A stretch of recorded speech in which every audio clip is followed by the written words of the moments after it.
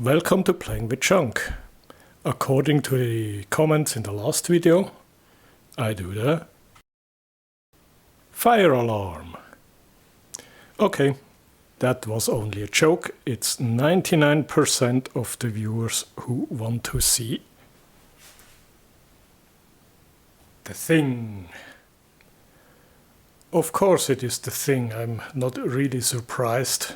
It's a much more interesting thing than the fire alarm, but I will do the fire alarm in the next video and you will be surprised. There are also some interesting features about that. Okay, the thing. What is it? The thing is part of this DeVilbiss oxygen concentrator and cylinder fill station. It is used in medical applications. It fills these little oxygen tanks here that can be carried around by persons who need additional oxygen. And here you can see how this works with the oxygen bottles. The top you can see there, that is part of the thing. The next question is, how does an oxygen concentrator work? First, you need an air compressor. That pressurized air flows through a valve and then through one of the two filters. These filters are filled with zeolite. That's a mineral that absorbs nitrogen. And the oxygen passes through that filter, goes to the check valve, to this oxygen surge tank, and then further away to the outlet or to our thing. After a couple of minutes, the filters are full with nitrogen and have to be flushed to the outside. So the other filter will be filled, and that goes forth and back, so you never have no oxygen flow. So one filter is filled, the other filter is emptied, and that goes on and on and on. This is a filter unit from another device. It has two of these zeolite filters and one storage tank. And the black plastic piece there is a muffler for the exhaust. And the white plastic thing there with the cables, that's a valve block. Those valves switch the incoming air to one cylinder or the other, and also release the nitrogen through the muffler.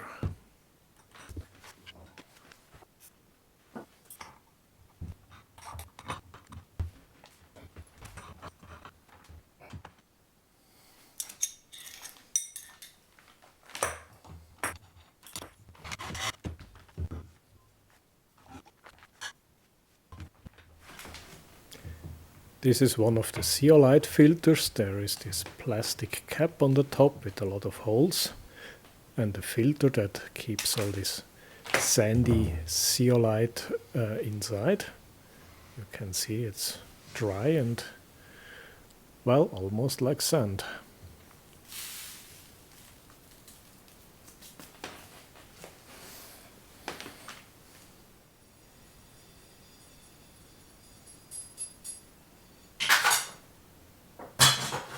And here is the zeolite.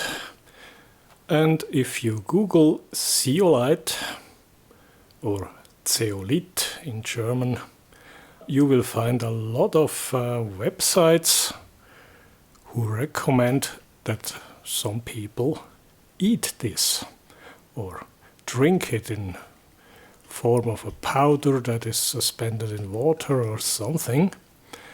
And the claim is zeolite is very absorbent, and they say it will absorb all sorts of toxins in your body. The problem is, yes, zeolite is absorbent, but zeolite is dumb. It doesn't have a brain. It doesn't know what toxins are.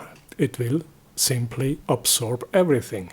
It will absorb vitamins, it will absorb medication you probably take.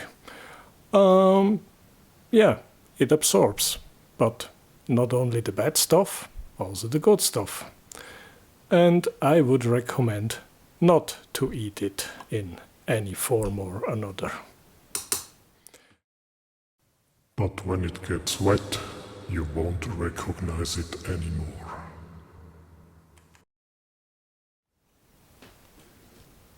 Zeolite absorbs not only gases, it also absorbs water, and it absorbs it so violently it actually gets hot, very hot.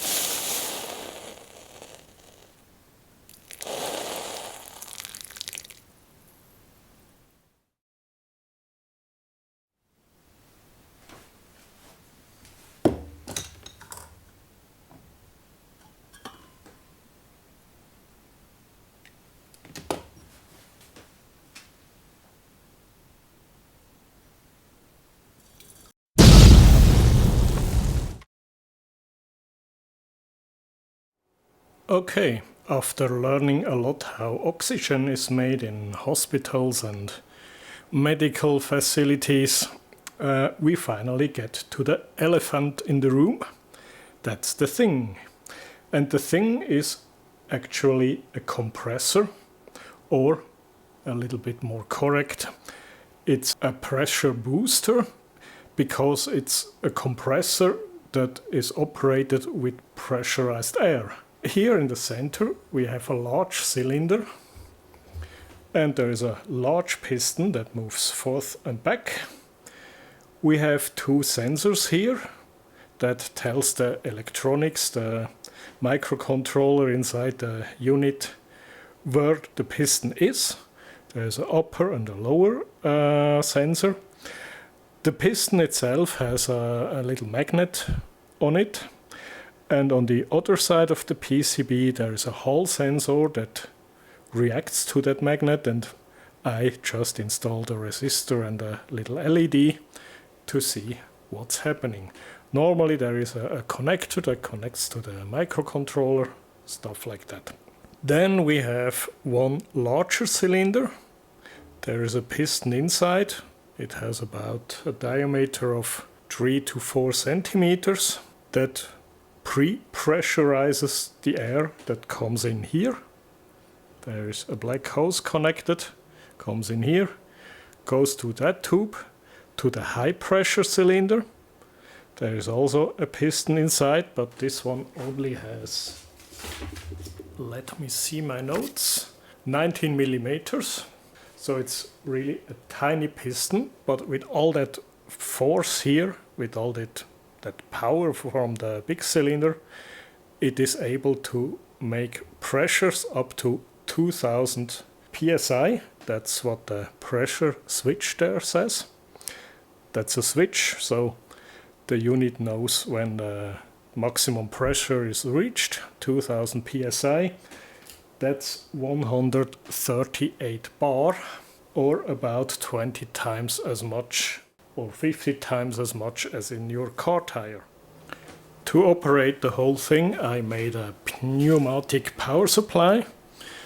It's pretty simple. There is a main switch. It's a pneumatic switch, so I have a compressor in the room next to me, so we won't hear that because it's a little bit loud. So if I turn that on, we get 4 bars. I can adjust that here, but 4 bar is okay. Then I have 2 output switches, also pneumatic switches. By the way, they look like this. That's a pneumatic switch. You have an input, an output, and when you flip the switch, something happens. And when you flip it to the off position, it will automatically release the pressure from the work side, not from the supply side. Yeah, so let's turn that on. That's the input pressure. So normally that would be the oxygen that comes in.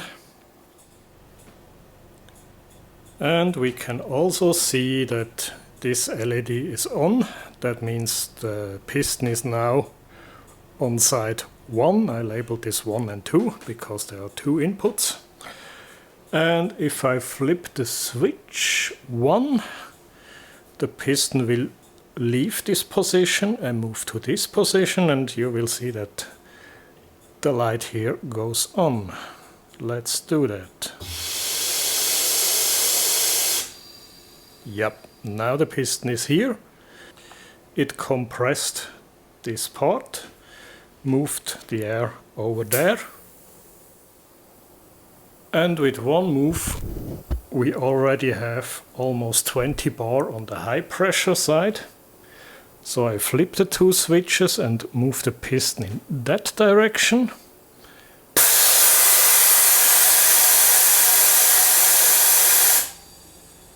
And we already have 30 bar.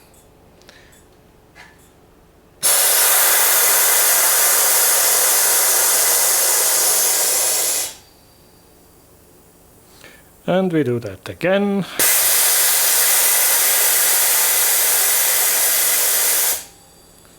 We are on 50 bar.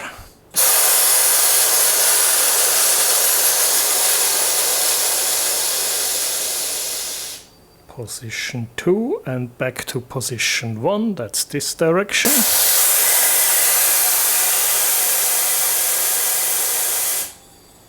$70.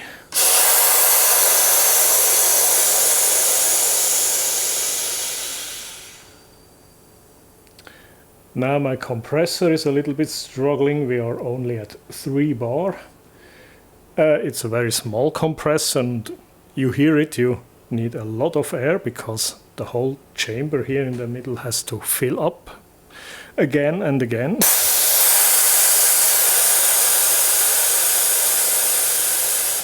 So almost 90. Let's see if we make 100. That's the backstroke.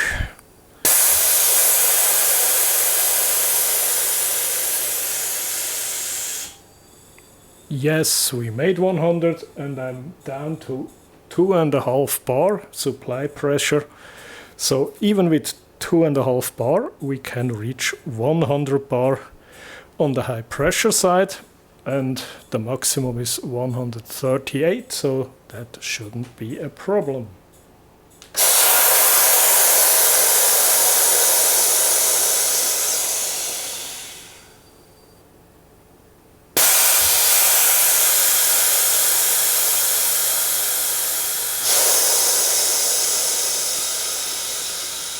Yep, easy, more than 100. I don't want to give it too much because I fear I could damage the manometer here, the pressure gauge. Yeah, that's what it does.